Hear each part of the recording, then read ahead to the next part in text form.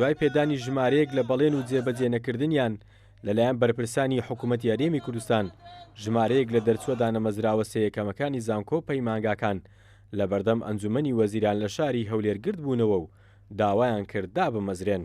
بەڵێنێکی یەکجار بێشمارمان پێدراوە چەندین جار کە دەچینە ژوورێ لە ئەنجومەنی وەزیران یاخود لە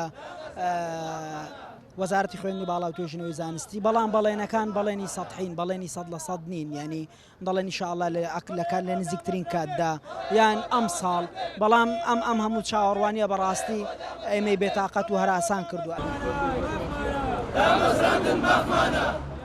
ئەم دەرچووە دانەمەزراوانە لە ساڵی 2017 و 2018 پرۆسەی خوێندنیان لە زانکۆ پەیمانگاکان لە هەرێمی کوردستان تەواو کردووە و بەوتەی خۆیان تاوەکو ئێستا 34 جار خۆپیشاندان و گردبوونەوەی ناڕەزایەتیان ئەنجام داوە.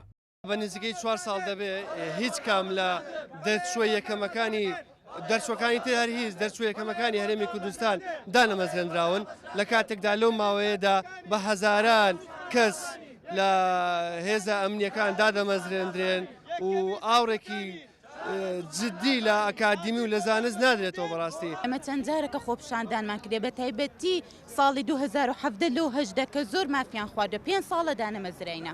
بڕیاری مەسرور بارزانیمەیە لە دارایی جێبەجێ بۆ لە ئەوەی جێبەجێ تەنها بڕیارێکمان هەر جارە قسە بەڵێنەکمان پێ دەدەن.